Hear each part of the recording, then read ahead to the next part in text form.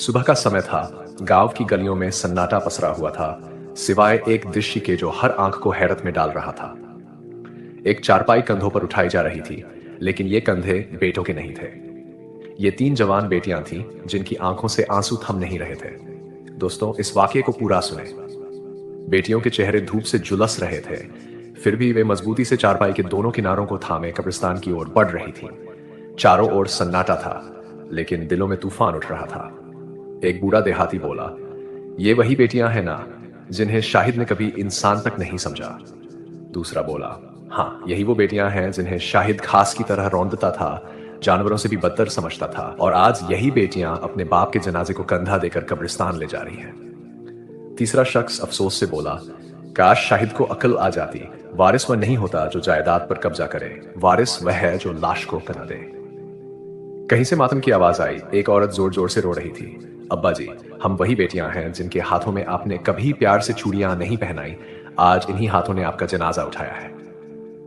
फिर जैसे वक्त ठहर गया। लोगों की नजरें झुकी हुई थीं, लेकिन उनकी आंखों में सवाल थे, और उन्हीं सवालों से उभरने लगा वह दर्दनाक किस्सा जो इस कहानी की रूह था। वह किस्सा जिसमें बाप ने सिर्फ बेटे को सब कुछ समझा और बेटियों को महज एक बोझ। वह किस्सा जिसमें बेटियों ने जिंदगी की धूप में जलकर भी बाप का साया नहीं छोड़ा। और वही किस्सा अब हम आपको सुनाने जा रहे हैं। यह कहानी है एक जालिम बाप की, उसकी बेटियों की, और एक ऐसे वारिस की जो जनाजे का नहीं बल्कि जायदाद का वारिस निकला। सरदार शाहिद का आंगन बड़ा था, मगर उसके दिल में बेटियों के लिए एक छोटी सी जगह भी न थी। सुबह होते ही तीनों बेटियां हाथों में दरांती और कटारी लेकर खेतों की तरफ निकल जाती। सारा दिन जानवरों की सेवा, घास काटना, गोबर उठाना, पानी भरना, और शाम को थकी हारी वापस आती। उधर सरदार शाहिद का बेटा आदिल दूध, मक्खन, देसी अंडों और चने की चाट से दिन की शुरुआत करता, नहर से नहाता, साफ सुथरे कपड़े पहनता और स्कूल जाने से पहले बाप के कदमों में बैठकर दुआएं लेता। बेटियां भी कई बार इच्छा जाहिर करती, अब्बा जी, हमें भी स्कूल भेज दीजिए, हमें भी पढ़ना है। मगर सरदार शाहिद का ठाका गूंजता, पढ़कर क्या करोगी? न तो तुमने मेरे घर में रहना है, न कमा कर देना है, तुम तो कल को पराई हो जाओगी। आदिल पास बैठा होता, बहनों की ओर तकबूर घमंडा से देखकर कहता, देखो अब्बा, इनकी औकात, ये मुझे बराबरी समझती है। सरदार शाहिद की आवाज में फख्र झलकता, ये मेरा बेटा आदिल है, मेरा वारिस, मेरा गर्व, मेरे बुढ़ापे का सहारा। तुझे तो मैं अंगूठी में नगीना बनाकर रखूंगा। और वही लड़कियां जिन्होंने कभी गुड़िया तक को हाथ नहीं लगाया था, अब गाय के गोबर से भरे हाथों से बेटे के जूते साफ करती। आदिल कई बार बहनों को डांट देता, हटो मेरे रास्ते से, तुम्हारे कपड़ों से बदबू आती है। और शाहिद खामोश रहता या कभी कभी हंसता। मां मर चुकी थी, वरना शायद कुछ बोलती, कुछ कहती, लेकिन अब तो उन बच्चियों की दुनिया सिर्फ एक दरांती, एक गाय और बाप का जुल्म थी। आज रसोई घर में धुआं भरा था। तीनों बेटियां लकड़ी जलने से उठने वाले धुएं में खांसते हुए रोटियां बना रही थीं। हाथों पर छाले, आंखों में आंसू और सीने में एक उम्मीद कि शायद अब एक निवाला उनके मुंह में आ जाएगा। मगर निवाले तो आदिल के लिए थे। आदिल स्कूल से आकर धुले कपड़े पहनकर बैठता और सजी हुई थाली उसके सामने रख दी जाती। गर्म गर्म रोटियां, मक्खन, गोश्त का शोरबा, मीठी खीर। इधर बेटियां ठंडी कड़ी और जली हुई रोटियों के टुकड़ों पर नमक लगाकर बैठती, और वह भी अक्सर बचा हुआ खाना जो आदिल छोड़ देता। एक दिन छोटी बेटी हलीमा ने धीमी आवाज में कहा, अब्बा जी, हमें भी थोड़ा सा गोश्त दे दीजिए, सुबह से कुछ नहीं खाया। शाहिद की आंखों में गुस्से की चमक थी। तुम लोग गोश्त खाओगी? वो मेरे आदिल के लिए है, मेरे शहजादे के लिए। तुम लोग हो किस काबिल? जानवरों के काम आती हो, वही खाओ जो जानवर खाते हैं। आदिल हंसी में बोला, अब्बा जी, ये तो रोती भी हैं जैसे इनका कोई हक हो। उसी वक्त दरवाजे पर पड़ोसन खड़ी थी, सब कुछ सुन रही थी। उसकी आंखों से आंसू गिरने लगे। एक रात बारिश हो रही थी, छत टपक रही थी। आदिल के कमरे में हीटर जल रहा था। कंबल में लिपटा वह मोबाइल पर वीडियो गेम्स खेल रहा था, और तीनों बहनें एक कोने में बोरियों के नीचे बारिश से भीगी रोटियां चबा रही थीं, एक दूसरे से लिपटी, कांपती हुई। मगर बाप का दिल फिर भी नहीं पसीजा। एक दिन छोटी बेटी बेहोश हो गई। आदिल हंसते हुए बोला, लाओ अब्बा जी, इसे बेच देते हैं, कम से कम इसके कुछ पैसे मिल जाएंगे। और शाहिद हंस पड़ा। फिर जब रात हुई और अंधेरा छा गया, कच्चे घर के अंदर जलती हुई मिट्टी की लालटेन बस इतनी रोशनी दे रही थी कि एक दूसरे के चेहरे धुंधले से नजर आ रहे थे। तीनों बेटियां एक ही पुरानी चादर में लिपटी एक दूसरे के साथ बैठी थी। उनके सामने एक पुराना प्याला रखा था जिसमें बची हुई सूखी रोटियों के टुकड़े और पानी था। नन्ही हलीमा की आवाज कांप रही थी, अम्मी क्यों मर गई थी? अगर वो जिंदा होती तो हमें हर वक्त खाना मिलता, वह हमारी बात सुने बिना कभी नहीं सुन सोती। बीच वाली बहन जैनब की आंखों से आंसू गिर रहे थे। वह बोली, अम्मी होती तो हमें जानवरों से बदतर जिंदगी नहीं जीनी पड़ती। वह हमारी हंसी सुनकर जीती थी और आज हम रो भी ले तो कोई नहीं पूछता। बड़ी बहन सफिया ने माँ की पुरानी चादर निकाली, जिससे अब माँ की खुशबू भी मिट चुकी थी। चादर को गले से लगाकर वह फूट फूट कर रोने लगी। अम्मी, अगर तू होती ना तो अब्बा के जुल्म से हमें बचा लेती, हमें स्कूल भी भेजती, हमारे निवालों में गोश्त रखती, हमारी पेशानी चूमती। बाहर ठंडी थी मगर अंदर दिल की आग गर्म थी। उसी समय दूर से आदिल की आवाज आई, हंसी, शोर, वीडियो और चटपटे खाने की महक। अम्मी के जाने के बाद यह घर सिर्फ आदिल का हो गया था। सफिया ने आंखें बंद करके कहा, और हम शायद बस काम करने वाली दासी हैं। फिर अचानक एक पल आया, सब खामोश हो गए।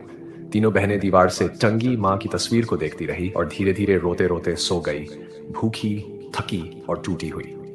सुबह की रोशनी जब घर में कदम रखी तो आदिल नाश्ते की मेज पर बैठा था और बाप से ऊंची आवाज में बोला, अब्बा जी, यूनिवर्सिटी के फॉर्म और अगले सेमेस्टर की फीस भरनी है। 5 लाख चाहिए, वरना दाखिला रह जाएगा।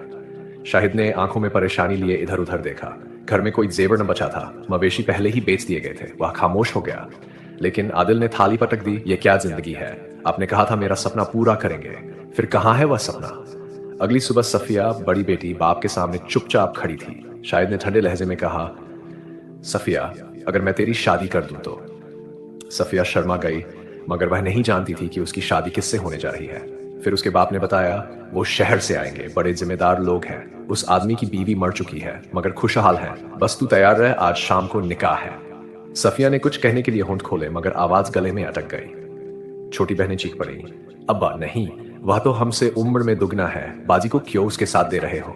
शाहिद दहाड़ते हुए बोला, बस ज्यादा जुबान मत चलाओ, यह फैसला मेरे बेटे के भविष्य के लिए है।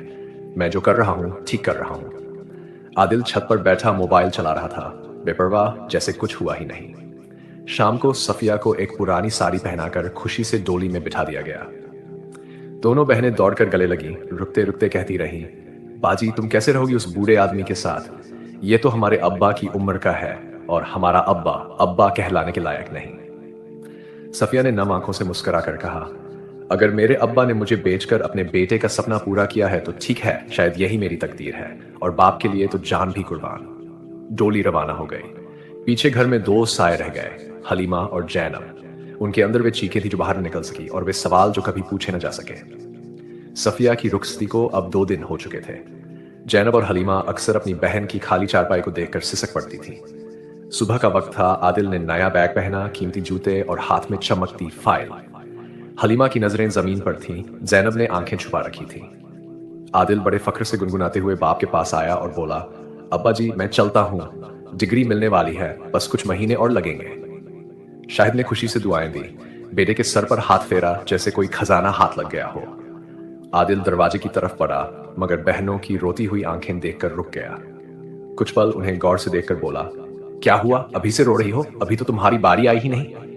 जैनब ने सर उठाकर आंखों में हैरानी और दर्द के साथ पूछा, क्या मतलब? आदिल मुस्कुराकर बोला, मतलब ये कि अगली डिग्री अगर महंगी हुई तो शायद तुम में से किसी एक का सौदा करना पड़े।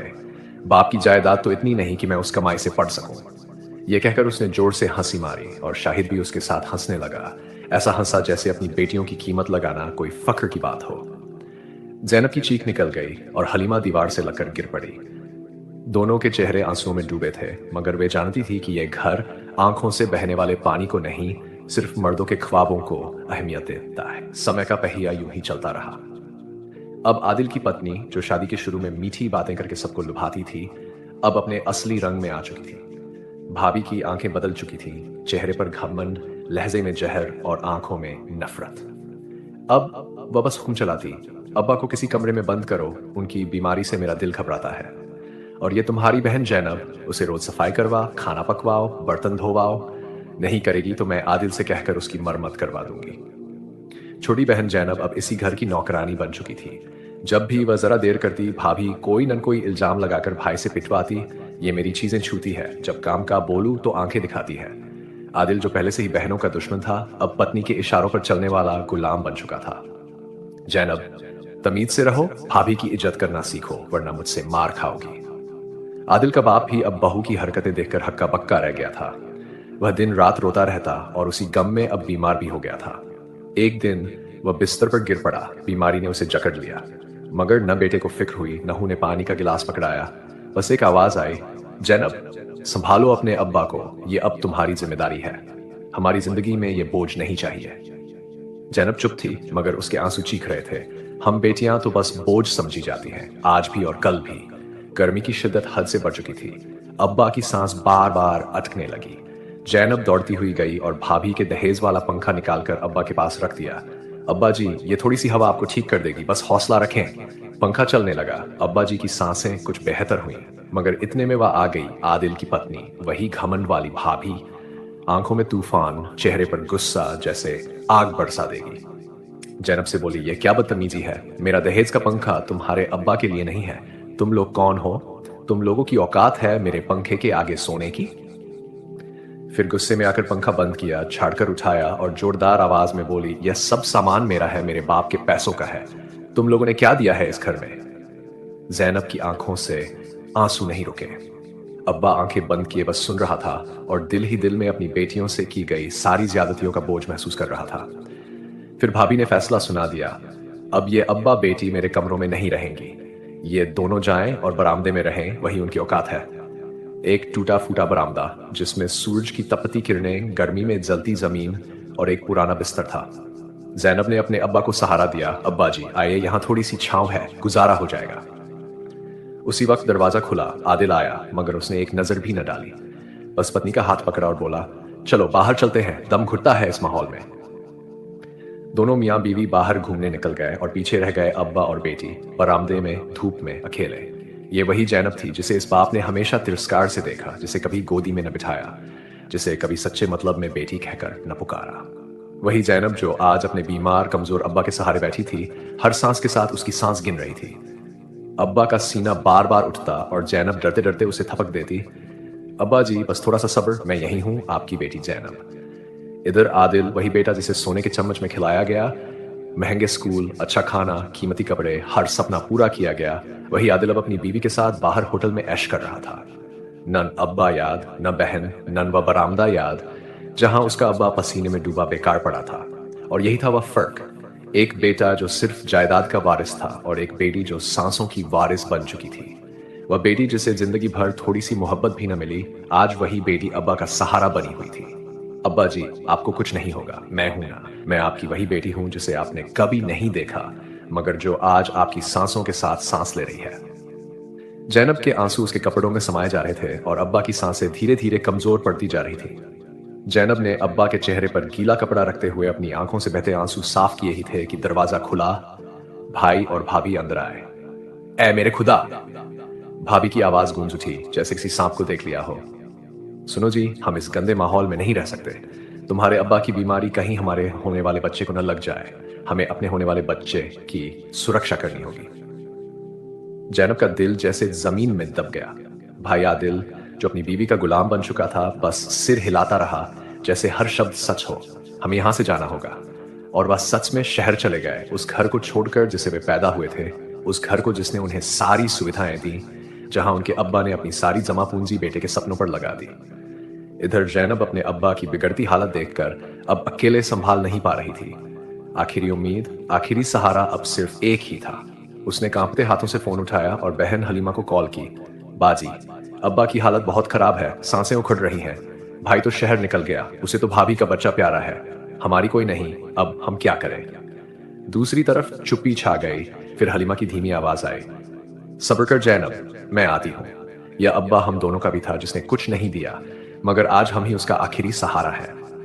जैनब के आंसू बहने लगे, मगर दिल को एक पल के लिए सुकून मिला, शायद अब वह अकेली नहीं थी। हलीमा ने फोन बंद करते हुए खुद को संभाल न सका। दिल जैसे किसी ने निचोड़ लिया हो। मेरा अब्बा, चाहे जैसा भी था, मगर था तो मेरा अब्बा। वह एक पल भी गवाए बिना घर से निकल पड़ी। रास्ते में उसने अपनी छोटी बहन को भी सूचना दी और दोनों बहनें, वही बेटियां जिन्हें अब्बा ने हमेशा तिरस्कार से देखा, आज बेचैन होकर तड़पती हुई अपने अब्बा के पास पहुंच गई। जब अब्बा ने दरवाजे पर अपनी बेटियों को रोते हुए देखा, तो जैसे बरसों की सख्ती एक पल में टूट गई। नतवान हाथों से उसने बेटियों के चेहरे छुए और पहली बार जिंदगी में अब्बा की आंखों से पछतावे के आंसू बह निकले। तुम क्यों मेरा इतना ख्याल कर रही हो? मैंने तो तुम्हें कभी अब्बा का साया तक न दिया। तुम्हारे हाथों में किताबें होनी चाहिए थी, मगर मैंने तुम्हारे हाथों में खरपे पकड़ाए। तुम्हें प्यार देना चाहिए था, मगर मैंने तुम्हें सौदा बनाकर बेच दिया। और बेटे को सोने के चम्मच में खिलाया, फिर भी तुम मेरा ख्याल रख रही हो। बेटियां फूट फूट कर रोने लगी। जैनब ने अब्बा का हाथ पकड़ कर कहा, अब्बा तो अब्बा होता है, हमें प्यार न सही, मगर हम तो बस आपको चाहती है। हम हर रात आपके चेहरे की तरफ देखकर रब से दुआ करती है कि शायद कल कुछ बदल जाए और आप हमें एक बार बेटी कह लें। हलीमा ने सिसकते हुए अब्बा के माथे पर हाथ रखा।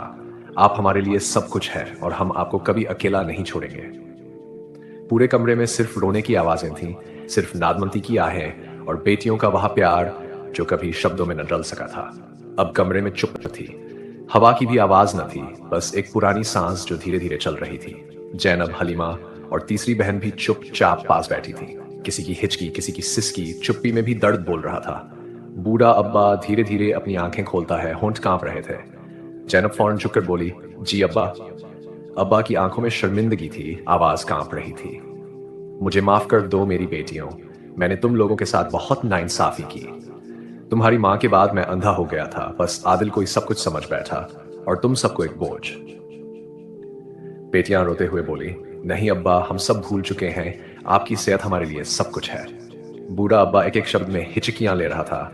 मुझे ये तक समझ न आया कि बेटे सिर्फ जायदाद के वारिस होते हैं, मगर बेटियां मोहब्बत की वारिस होती हैं। फिर वह थोड़ा रुककर बोला, ए बेटियों, मेरी एक ख्वाहिश है, जब मेरा वक्त आए तो मेरा जनाजा मेरे बेटे को मत देना। मेरा जनाजा तुम तीनों उठाना, ताकि दुनिया को पता चले कि बेटियां जनाजे की चारपाई भी उठाती हैं और अब्बा के गुनाहों का बोझ भी उठाती हैं।